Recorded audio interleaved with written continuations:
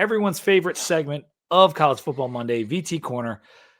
Virginia Tech loses to Wake Forest, 32-23. The way I would sum this up, Sam, is unforced errors killed us in this game. Yeah. I mean, you're looking at a game that was played at pretty even levels of terrible. Virginia Tech had 2 late hit penalties that lost them the game. That's it. Yeah, and, I mean, those were the big ones. Yeah, I think also you're seeing a team that we thought they would take the step forward against NC State, but the lack of discipline and the lack of confidence in this team when something goes against them, it's not changing this season. It's really not. Yeah, that was a really, really disappointing way to lose that game against a team that you were clearly better than. You just couldn't get out of your way. Extremely winnable. Like just letting a win slip through your fingers because you just decide to make every mistake on the book. One of the most, like, you know how after games people like to say, oh, we should have won that one. Like this, like more than any other game we've talked about, like we should have won this game. The first half was unlike just about any Virginia Tech game I've ever watched. We've had plenty of bad halves. Just go back to ODU or South Carolina, or I'm sorry, Vanderbilt. But like this was bad in like a very, very odd way. Just I couldn't believe what I was seeing over and over and over again. I mean, the last offensive drive for Virginia Tech where they should have just ran out the clock, and they did everything for Wake Forest to get the ball back. Everything is just sickening. It's sickening to watch the team try to execute like that. It was one of those games too where I felt like, okay, now we've got our feet under us. Like we'd score, we went up like 14-10, and I'm like, okay, now we're good. Like we are set. Now it's like when a pitcher like gives up a home run in the first inning, he's like, okay, now he's good, and he settles in and he gets 10 straight outs or whatever it is. And I kept saying, I'm like, okay, now we're good. Okay, this is the time.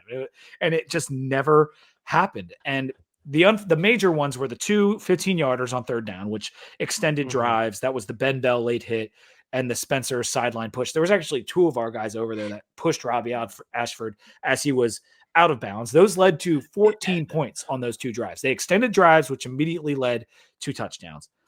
And then the holding call before the half, which stopped the drive dead and essentially led to 7 points because then we threw an incompletion. Then a guy ran out of bounds. Then something else happened. And then Wake Forest had more time to come down and score. There was another one too. I think this is the lowest. Oh, the unsportsmanlike. Unsportsmanlike on Donovan Green. And then the PI at the end, which was the most forgivable, but like it cost us 2 to 3 minutes on a drive at the end. This is the lowest IQ football team I've ever seen. Ever. How does it all happen at one time? Like that's I get it. There's 1 or 2. Like this was 6 different things, and I haven't even addressed the fumble / interception from drones. The clock management at the end. I mean, well, this program sucked at clock management forever, so it's not surprising they screwed that up after a couple of good drives of it so far. But these are things that the players have done constantly. Like Kyron fumbles the ball and can't hang on to it. He's never been able to hang on to the ball. He's fumbled more than any quarterback I've ever seen. Donovan Green, this is the second time he's had a stupid, soft, after the play penalty for just pushing somebody right in front of a ref. Ben Bell has had 6 personal fouls in 6 games? 6 and 6 games now? That has led to 24 points. Yes. That has led to 24 points on drives that would have been stopped, but Ben Bell screwed up. Like, I don't know how else to say it. And I'm sorry to like out players and stuff like that because we normally don't do it. But like, dude, it is literally all your fault. And I don't know how else to put it. I mean, when you extend a drive where it's like Ashford's throwing these balls 20 yards over people's heads, and we're hitting him late out of bounds, or hitting him late after he throws it. And the Ben Bell thing is really frustrating because like he's kind of a good player. Like he had 9 tackles in this game. Like he's kind of a good player. He plays aggressively, but you have to get it under control because it's murdering us. Like, it wasn't even that many penalties. It's just that every one cost us points. Like almost every single I one mean, cost us points. this should have been a 2-score win for Virginia Tech. It's absolutely infuriating that they found a way to lose this game. I'm mad at myself for thinking that they could do something different. That's where I'm at right now. Like I'm like, Sammy, why did you think that these players that have made these same mistakes over and over and over again are going to suddenly get better? I think we're at a point too where it's like blaming the coaches is one thing, and you get Pry out of there. All the other coaches are the same. Man, I at some point it's like on these players as well. Yeah, no, it is, And and that's what this game to me. And I'm going to talk about yeah, Monty more in 1 second. Let me just get this out of the way. You could make the argument that 27 of Wake's 30 points were due to our mistakes. Like 27 out of yeah. 30. I'll give them 3. But I really think like if you go back and watch how they all happened, it was like 27 points that we directly contributed to for them. Mhm. And that's just like unbelievable. Like that I never like really if you go back and look at my tweets from the first half, it's like unbelievable stupidity. Maybe I'll do like a dramatic read of them on Wednesday's show. But Mhm. anyway, on offense, Kyron, he wasn't the only reason we lost this game. He was 14 of 28, 111 yards. We're talking under 4 yards per pass attempt here. There and at this point, it's really not even his fault anymore. Like, what are you Yeah, doing with this offense? I think you are at a point where it's like you're running out of games to show improvement. It's getting worse because he made some really nice plays against NC State. I thought he played overall a decent game, but like I just don't think there is much upside here with Kyron Drones right now. And it's at the point too where it's like, God, how bad does Pop look in practice? And like, how bad like must Pop you're. feel if he can't get on the field over this guy? I mean, Like, who's like struggling? I mean, this was Kyron's worst Jobs. game. From a QBR standpoint, it was his second worst ever. The only one worse was the one against Clemson where he had 3 different injuries. So, of his healthy games, this was his worst performance. Yeah, we'll get into it more on the Two Deep show on Wednesday, but I think you see Pop Watson in Atlanta. I think you have to. You can't keep trotting this guy out here to throw 50% and 100 yards in turnover. Like But it but can't this happen. goes back to the Monty thing. Like, and I'm gonna give Monty some protection here too. But like, at some point, he needs to realize this is who Drones has been for a while now. And so when we put Mhm. up 263 yards of offense at home during Orange Effect, like, and you know what this guy is against Wake Forest, like you need to help him.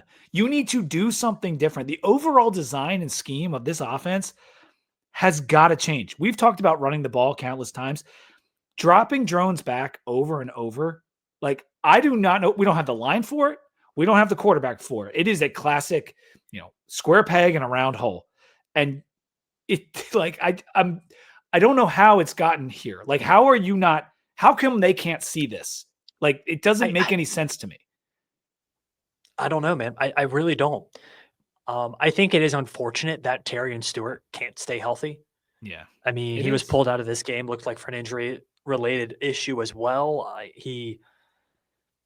This team is probably a lot different if he's 100% healthy all the way. Like that sucks. I Probably. think it is also No, yes, really it's true. We might have like beat South Carolina with it's a him. We different might have team. won this game if he was healthy the whole time. Yeah, and that sucks, but it's like your next man like Hawkins was fine when he was out there. It's a full systemic issue. It's not one player. Like yes, Kyrie needs to play better. The 10 other players also need to play better. The defense is terrible.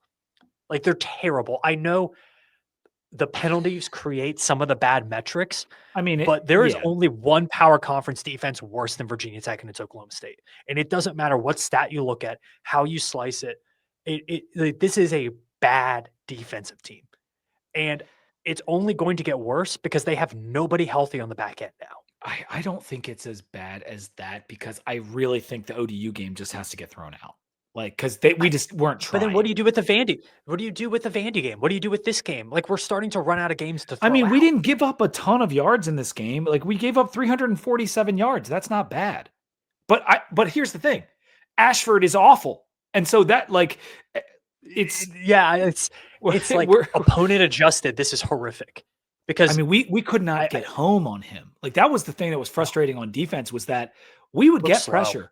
We're bringing guys, and then a guy falls down right next to him instead of tackling him. A guy, he's jumping over our guys. Like, I don't understand. Like, we were putting pressure, and then you add in the penalties. Like, we just couldn't get off the field when it mattered. Like, and to their credit, they found a way. Like, Ashford found a way, despite throwing half of his balls that were ducks, to win the game. He gutted it out. His team believes in him, and his body language.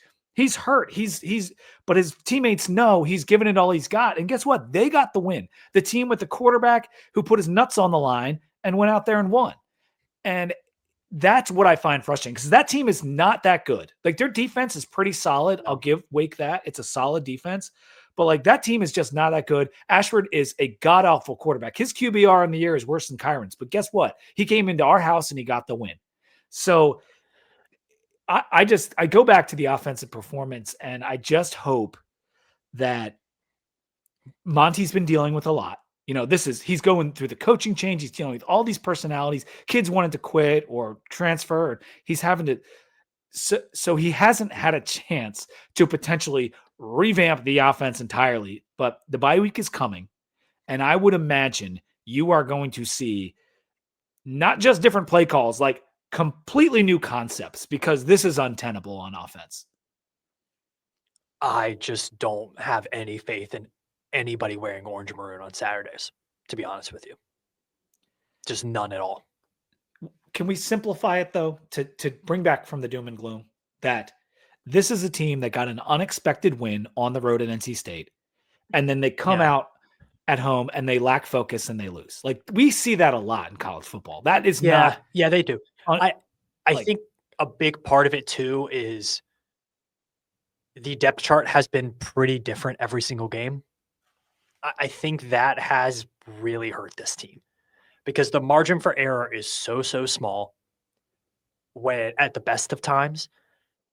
And, like, this team probably looks a little bit different if Christian Ellis is there defensively. Like, he might make a few plays that you didn't make. If Caleb Woodson is healthy, you probably get a few TFLs that other guys didn't. You know, offensively, like if Terry and Stewart is there, you probably have some drives in the fourth quarter that you score touchdowns on instead of settling for field goals over and over and over again. So it is, I think part of it is the guys on the field are not executing and they're not doing their job, and they're idiots on the field sometimes. I think another part of it is this Virginia Tech team that was already like not that great of a roster, but had some pieces. Those pieces aren't actually playing.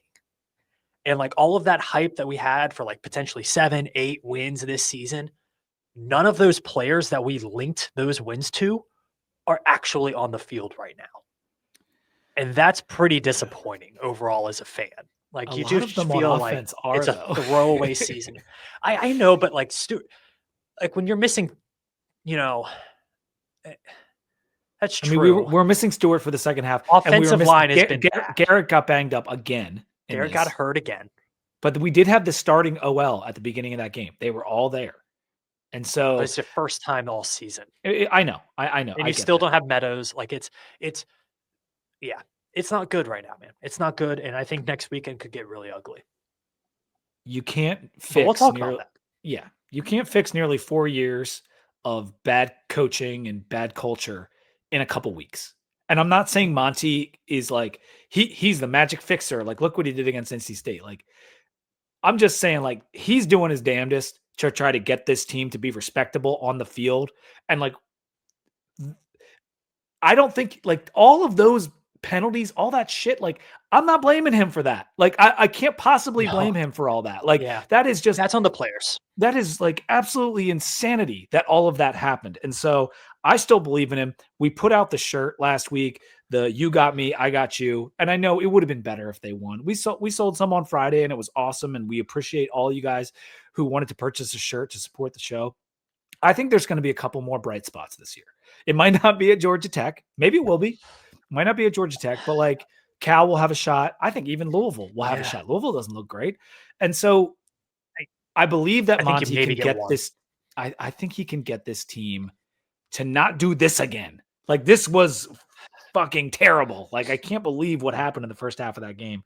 But anyway, we'll talk more about this on our pumpkin beer episode on Wednesday.